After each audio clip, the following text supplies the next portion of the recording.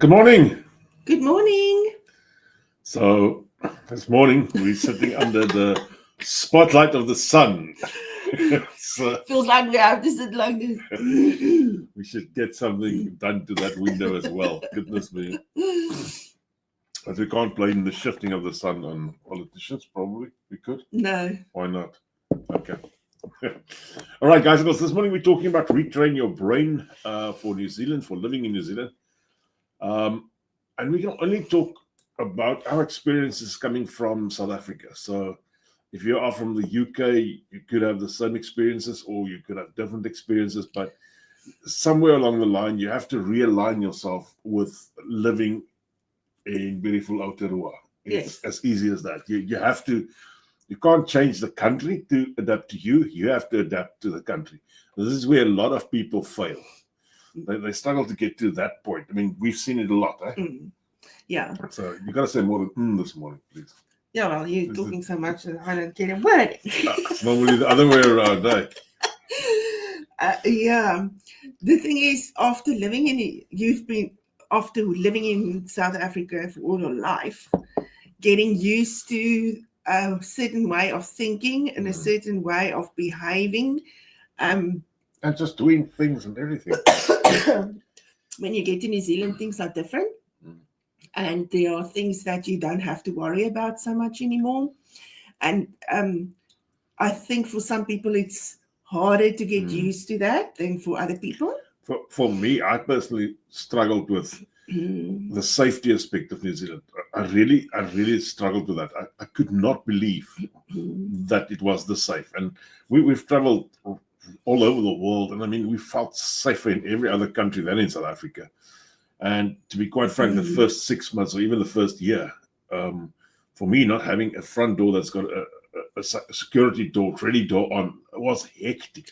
You feel a little vulnerable. Totally. Yes. Totally. Yeah. Totally. And windows that people just can knock out and walk into your whole house. Yeah, it was in the beginning. I must say that I adapted to that much easier than you did. I really struggled. I think it's because you're the man. So in South Africa, you were responsible for safety and all that. Yeah. So now all of a sudden everything is open and you lock your door, but you never know. So it is a little bit different. Yeah. And even for me, I mean, I used to carry a firearm in South Africa, and here I didn't have one. Even that not having one made you feel vulnerable. Totally vulnerable. I mean, I would wake up in the night, and in South Africa I didn't sleep deep. I would wake up myself the whole night just to be able to react if anything goes wrong. Yeah. It's the same with me when we were in South Africa. I didn't like to be alone at home. So when Jan went fishing, they sometimes went fishing and for the whole night. So they slept over. And then I had to be at home alone.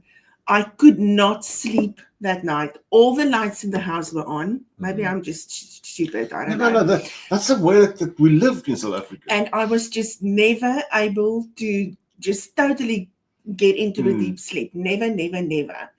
And now, when he went away for the first time, I had to kind of remind myself that I'm actually safe. I don't have to worry. I can just sleep. And the first time it was a little bit weird, but now it is just, I can't tell you how good it feels to be able to be alone at home and not worry about my safety. That's good morning to Vanita. She's just saying, I'm so glad we didn't need to consider buying a firearm in South Africa. It makes me sick to think of using it. Yeah. But I know, and you always think about the fact that if you use it, when would you use it? It's luckily those days are gone. Let's hope that our belief in New Zealand will never go that way. There's so many other factors influencing it. I was on one of the other groups the other day. I told Jan about it, where I think it was AfriForum. I like to look at those pages, the interaction with the people that's overseas. And they always have the question, what do you miss about South Africa? And then everyone, you know what everyone misses. We know what we miss. But then the one guy said, we all know what we miss, But maybe you should ask, what do we not miss about South Africa? And that made me think a lot. Yeah. There are so many things that we now kind of take for granted. And even going back to South Africa now, after 7 years, when you go for a holiday, it's like you automatically just switch back into that Go mode. back in fight and flight mode. It is so funny. So, Immediately you feel you have to be on your heels the whole time. And protect yourself and the ones around you and so forth. Yeah. So are you going to say good morning to Brian? Good morning, Brian. Brian has slept a bit late tonight. Yeah.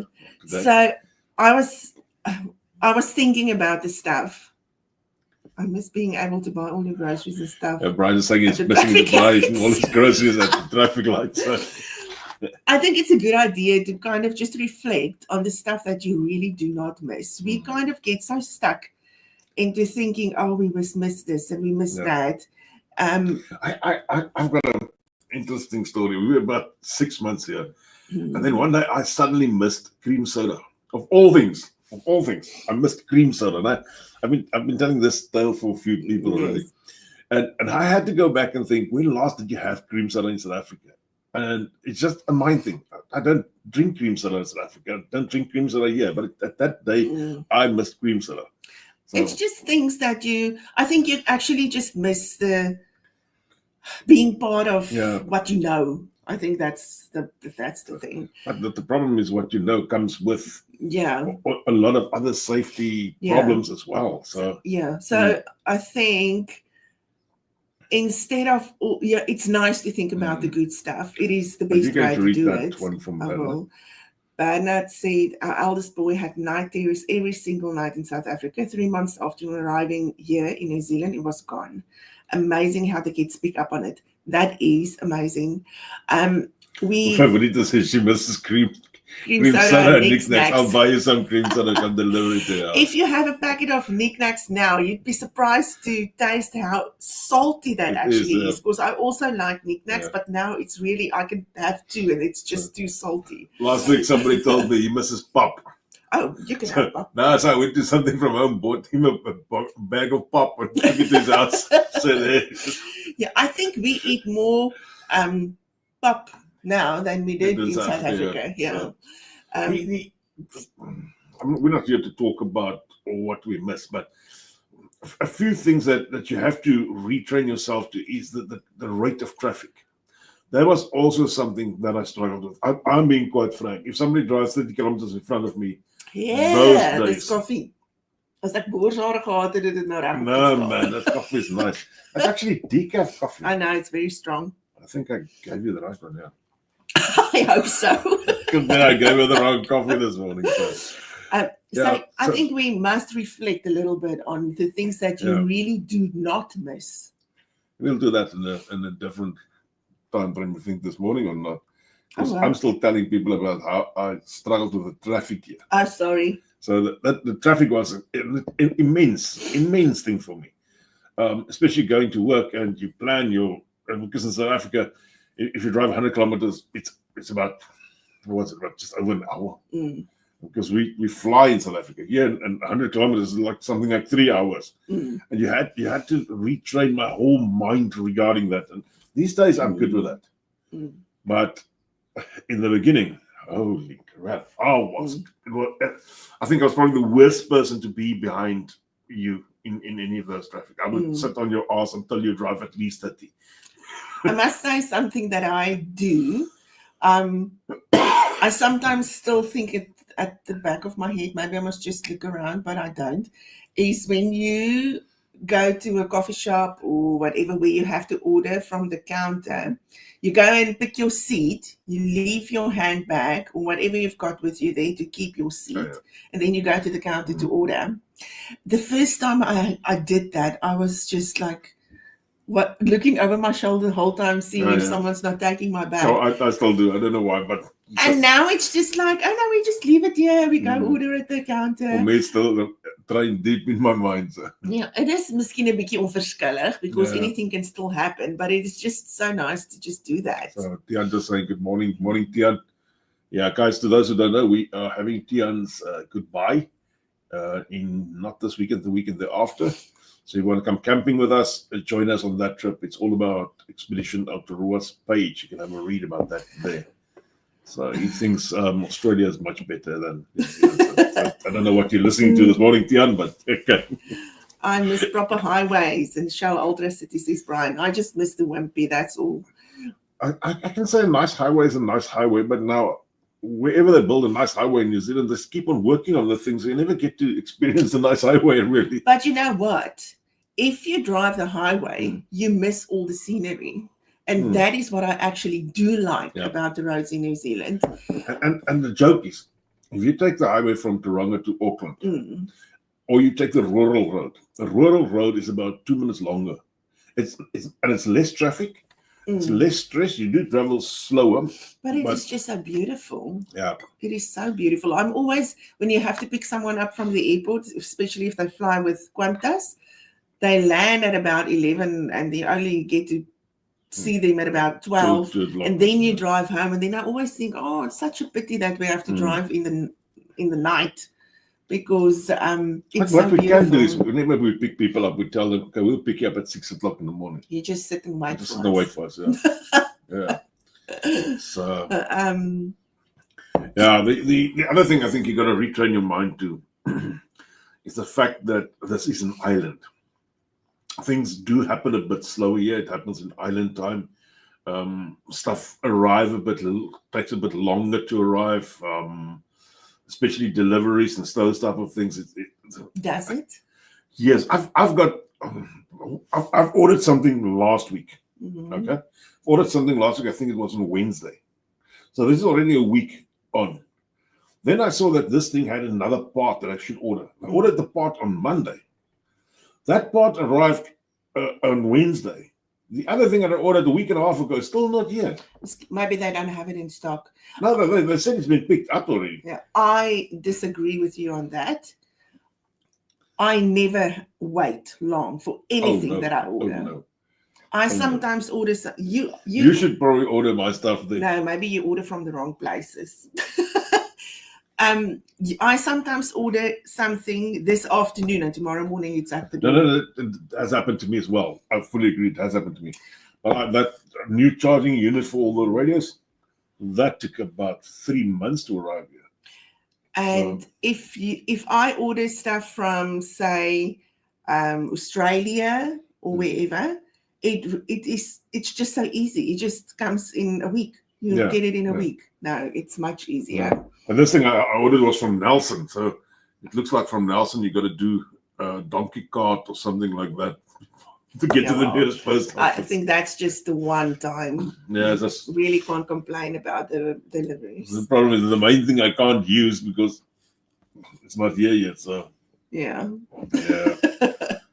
And at least the stuff arrive. It does arrive, yeah. And the thing is, the other thing you got to get used to is they just put the stuff down outside your door and they leave it there. Yeah, I was wanting to deliver something to my mom for her birthday. Her birthday is in a week's time, and my daughter just reminded me today that I won't be able to send something to her because the courier won't be able to knock. My mom lives in a cottage at the back of someone's house, so they won't be able to knock and they can't just deliver without that. So I won't be able to send her something. I'll send it to someone else to give it to her.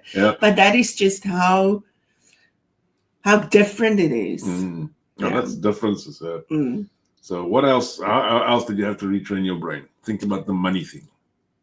That was difficult.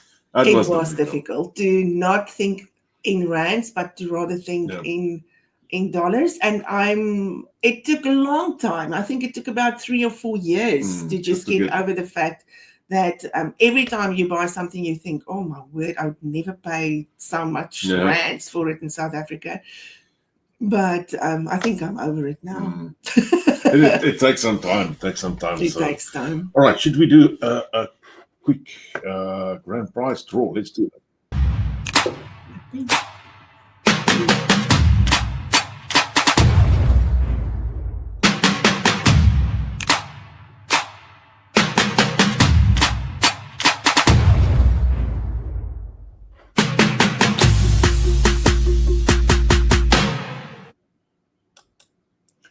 Okay, that's a legitimate question. Where are you traveling? Huh?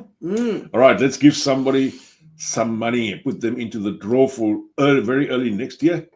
And number 314 has come up. Let's see who that is. Yeah, 314. Right. Go back a bit. So 314 will belong to Monique. I don't know, Monique. Monique didn't put her surname in there, but we got her email and telephone number. So that is number 314. Let's do another one this morning. Number 86. Oh, let's go there. Jeez, that's far back. 86 will be Anton Snyman. Oh, yeah. Okay. Auckland is also in the house. All right. Yeah, we're giving some prizes to our clients for next year. So to travel, we're giving a $2,000 prize, first prize, and then we're giving about. So there's quite a few fuel vouchers there as well. So we'll be giving those out as well to the runner-ups. So we're trying to give something to everybody so that they can at least go somewhere. Yeah. So, yeah. Linda Marie says we color coded. Yeah, but my blue is better than your blue. No, my blue is better than your blue. Okay. Else that you have to retrain your brain. Thinking of money. Whenever you buy something, that stopped me in my tracks. And these days, sometimes I would go back and think, geez, I would never pay this large amount of money for something like this in South Africa. But it seems like I have forgotten the prices because we left in 2016. So my mind is still working on 2016 prices, which is totally wrong. We left in 2018. 2018. So that's when my price guide for South Africa got stuck. So yeah, things are a lot more expensive. Oh, it's a lot more expensive now. But it's just sometimes you get this flashback and think, jeez, I want you, especially if I buy it for $100. I think I'll never pay R1,000 for this in South Africa, but it could probably be way over R1,000. Yeah. So. Yeah. And one thing that I learned now in the last year since Bernadine has been living with us, you as parents have to be very careful what you say about how you experience New Zealand in front of your kids. They pick up on it, and you mean negative things. Okay. Yeah. That's a human nature. I mean, we do that. We tend to talk about the negative stuff that you see in New Zealand, even though it's not that bad. You're still. Yeah. Yeah, it's weird. We're a weird species. I mean, we still pick up on stuff that's negative that we don't like. But I think you just have to be careful what you say in front of your small children. Yeah. Yeah. They're just saying how easy it is to get a vehicle on the road and register on your own name and stuff like that. Yeah. Yeah. That's also something that you struggle. You struggle even to get a normal license in South Africa. Yeah, it was just me. I don't know. No, everyone struggles. And you have to go back and back and back again. And I've heard about so many older people that can't do that. That just want to get their pension, but the hassle to stand in that row to get registered, and they don't help you, and then you have to come back again. Just how the experience of standing in that row and what you have to endure with the people around you, they just don't go back. Yeah. So they just I'm currently having a hiccup with FNB. They just gave my business account to somebody else. Yeah, just like that. Just like that. 100,000 rand in there, and they just gave my business account to somebody else. Yeah. Luckily, we could stop this now. Most of the money is still there. But yeah, it is so funny. He was on his app, and his account just disappeared. And when he contacted them, they said, "But it's not your account anymore." Yeah, and I would tell them, "Listen, I'm in New Zealand." Oh yes, sir. Please come into the branch. Yeah, so, that was just so weird. You just give account away to someone else. That's FNB. Yeah. Faster, worse, or something. They got that stupid thing that they don't believe in. Oh yeah. Yeah, and another thing that was different for us was to see the young kids walking alone. I mean, 5-year, 6-year-old kids walking alone in the street, going to a park or on their little scooters. And that was really, I wanted to kind of just follow them and to see if they're okay. So if you see kids walking past, I don't know if it's Kiwis or South Africans. South African kids will have their mum behind them.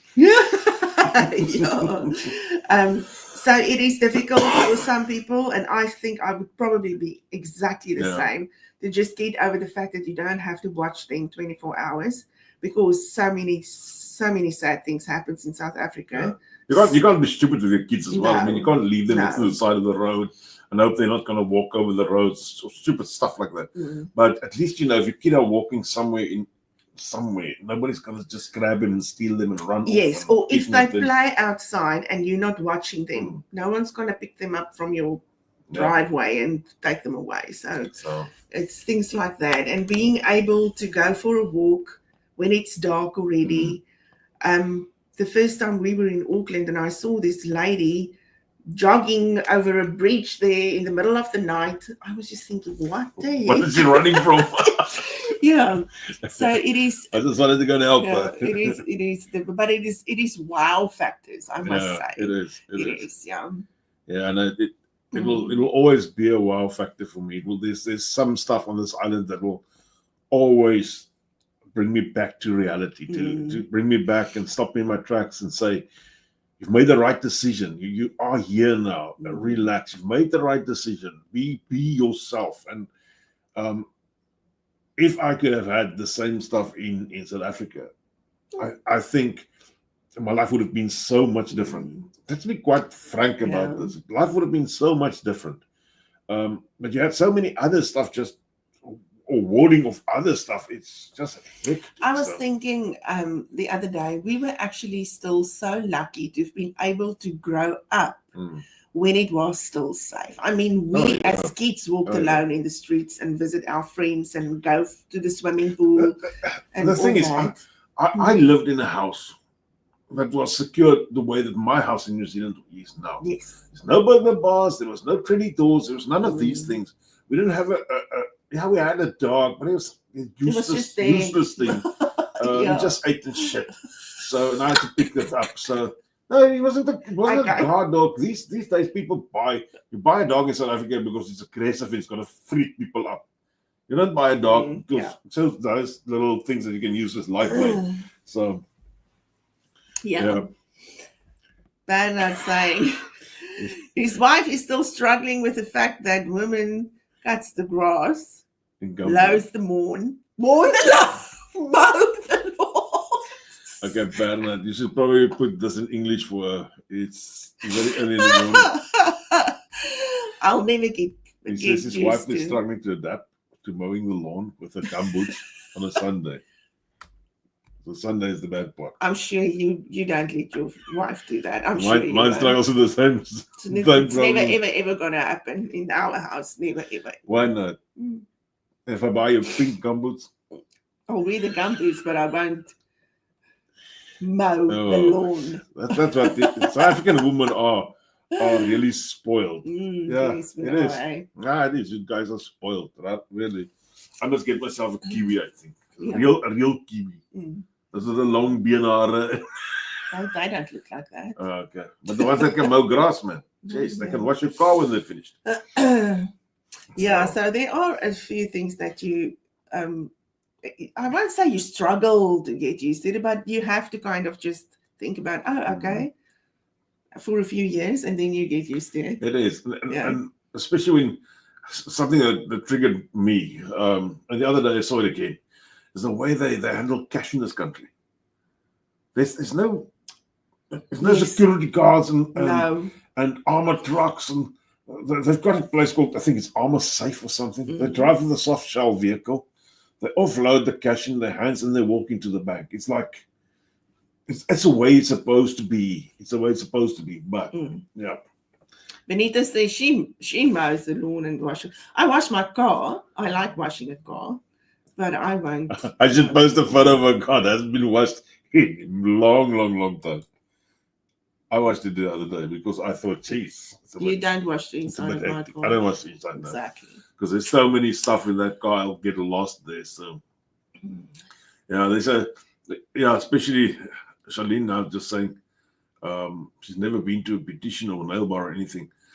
But this is something that the women struggle, and they've got to retrain their brain on that fact that they have to go to different areas to do this and so forth. But the first time ever that I saw she was in the right frame of mind, and I'm talking about Mariska's in the right frame of mind, was the day that she took a vehicle and drove a long distance. She still hasn't driven to Auckland. She refuses. She says Auckland is crazy. So I'll drive to Auckland, but I won't drive through Auckland. So that was the day that I thought, okay, she has adapted to New Zealand now. So that was a good day. Yeah. All right, you've got 4 minutes to tell people something. I don't have much to say. Charlene's just saying I will clean house and scrub anything in the house, but no lawn. Sorry, it's a South African woman thing. There's no lawn, eh? You know what? If we women have to do everything, then what will the men do? There are just some things that's a man's job. Making sure that the outside of your house, there are just something we in New Zealand, and you kind of have to adapt to that as well. Yeah. You are responsible to clean your house. Things. You are responsible for the whole inside of your house. There's no one that's going to do it for you. You can pay someone to do it, but you will pay a lot of money. The problem is if we pay somebody to do our house, she will clean the place before the time so that the person doesn't feel it's I don't like it to ask someone to clean my house. I'll rather do it myself. When she went to South Africa, I immediately got somebody in just to do the what's the sucking? Vacuuming. Hey. Vacuuming is the easier part. It's the easy part. They've got to vacuum the whole top, and then they got to do the mop thing at the bottom. Okay. So that's to keep the place spick and span. Yeah. So yes, washing dishes is not that bad. You are used to having a lot of help in your house. Then you have to kind of just work on that before you come, because you can have a lot of help here in your house as well, but it's going to cost you a heck of a lot of money. Yeah. And they still don't do everything that you used to the people doing for you in South Africa. They don't iron. They don't. Yeah, they don't do it as extensively as you be used to. Yeah. So you were just all spoiled in South Africa. We were. Yeah. We were. Even in us as guys, I mean, I had somebody come in twice a week for the garden. For the gardens, I still have garden services down here because my garden is just my lawn is just too big down here to mow. It takes forever for me. Listen to that.